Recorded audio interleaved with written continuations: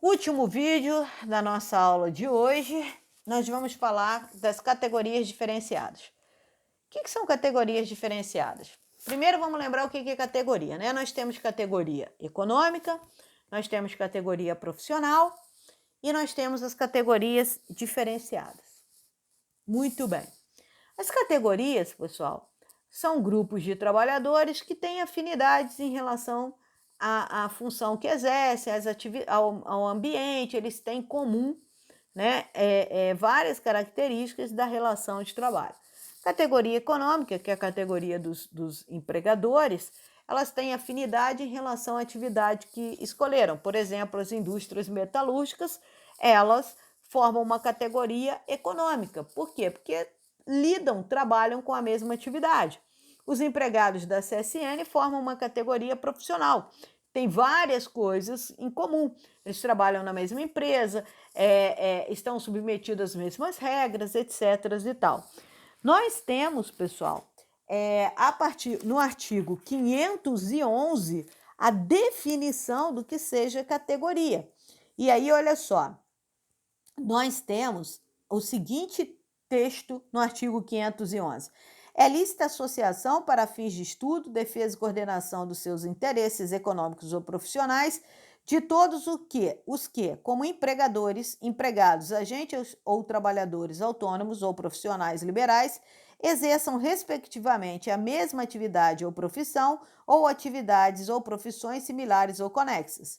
E aí, nós temos a definição de categoria econômica no parágrafo 1º do 511, a definição de categoria profissional no parágrafo 2º e a definição de categoria diferenciada no parágrafo 3º. Eu vou ler para vocês o parágrafo 3º.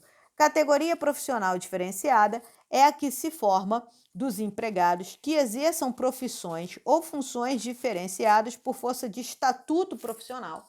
Então, quando vocês estiverem fazendo a leitura desse parágrafo 3º do 511 da CLT para compreender o conceito de categoria diferenciada, grifem estatuto, tá certo? Porque os profissionais da categoria diferenciada, eles exercem as suas atividades submetidos a um estatuto. Vocês vão estudar muito o estatuto da advocacia, porque é a matéria com o maior número de questões na prova da OAB. Então, vocês precisarão conhecer a Lei 8.096, que é a lei do nosso estatuto, tá certo? O Estatuto da Advocacia. Os advogados exercem a sua profissão com base seguindo os ditames do estatuto. Os médicos, os dentistas. Então, todos nós formamos categorias diferenciadas, tá certo?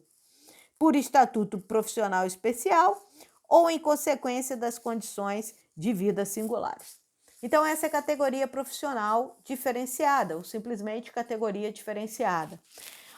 Apenas para que vocês percebam a diferença, categoria profissional.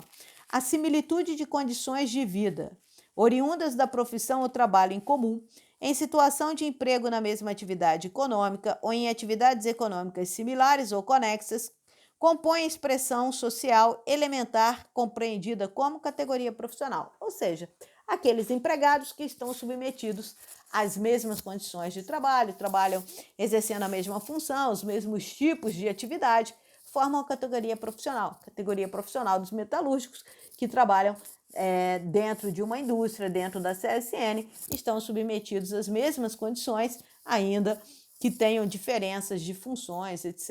e tal. Mas para a nossa aula aqui nesse momento, interessa, pessoal, as categorias profissionais diferenciadas. Então, vamos pegar a CSN. Dentro da CSN, nós temos médicos que trabalham na área de segurança, nós temos advogados que trabalham no jurídico, nós temos engenheiros que trabalham na área de produção, nós temos administradores de empresa que trabalham lá, né, no setor administrativo, nós temos psicólogos que trabalham geralmente na parte de recrutamento e seleção. Então, nós temos diversas categorias profissionais dentro da CSN. Essas categorias profissionais diferenciadas estão trabalhando junto com a categoria profissional metalúrgico. E a CSN vai lá e fecha um acordo com um sindicato só, que é o Sindicato dos Metalúrgicos. Como é que ficam os médicos, os psicólogos, os advogados, os engenheiros que trabalham na CSN? Eles estarão submetidos ao acordo fechado com o Sindicato dos Metalúrgicos? Depende. Eles poderão exigir que seja aplicado ao contrato de trabalho deles as condições negociadas pelo seu sindicato, pelo Sindicato dos Advogados, do médico, dos engenheiros? Depende. Depende de quê? Depende, pessoal, se esses sindicatos participaram da negociação coletiva junto com o Sindicato dos Metalúrgicos. Se eles se sentaram à mesa junto com o Sindicato dos Metalúrgicos, ou em momento separado, se a CSN aceitou negociar com esses sindicatos, se a CSN se sentou para negociar com o Sindicato dos Advogados, dos engenheiros, dos médicos, etc., se houve essa negociação, sim, essa galera que integra a categoria profissional diferenciada poderá exigir a aplicação do acordo coletivo firmado pelo seu sindicato. Agora, se não houve negociação da CSN com o sindicato das categorias profissionais diferenciadas, ninguém poderá exigir nada. Por quê? Porque como você vai solicitar à CSN que cumpra um acordo coletivo, por exemplo, dos advogados, se ela nem mesma se sentou para negociar? Se ela nem participou da formação daquele contrato? Não pode.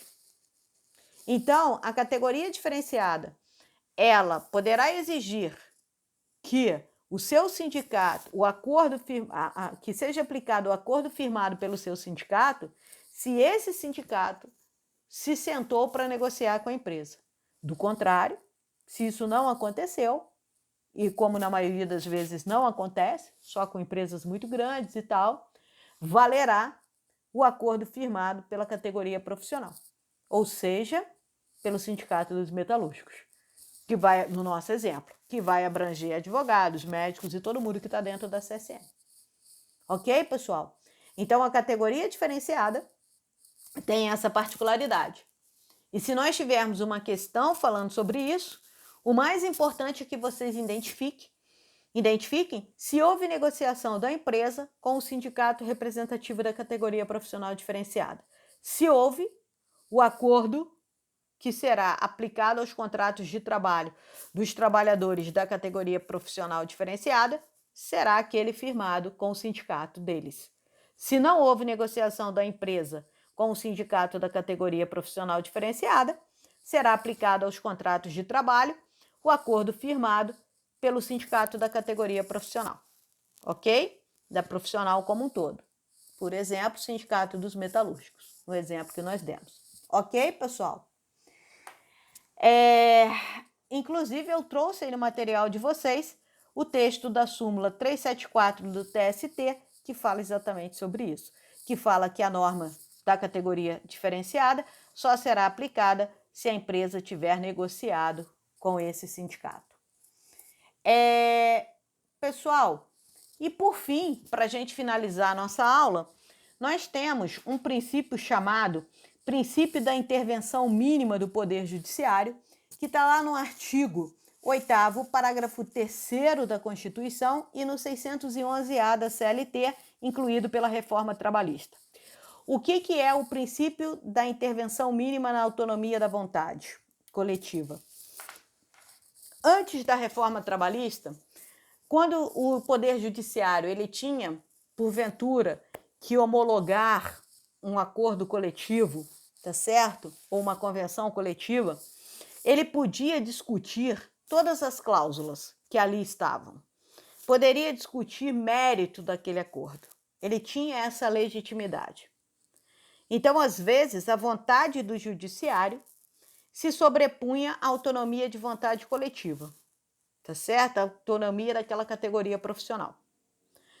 Com a reforma trabalhista, essa possibilidade do judiciário entrar no mérito do acordo da convenção coletiva, acabou.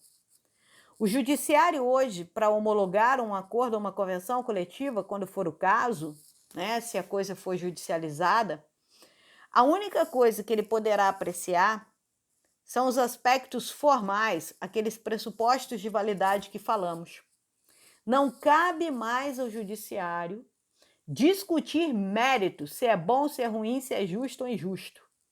Princípio da intervenção mínima na autonomia da vontade coletiva, que ficou expresso no artigo 611-A da Constituição, da CLT, incluído pela reforma trabalhista.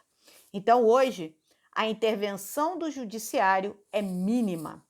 O judiciário não tem que se meter na autonomia da vontade, tá certo? Coletiva. Então, pessoal, por hoje é só.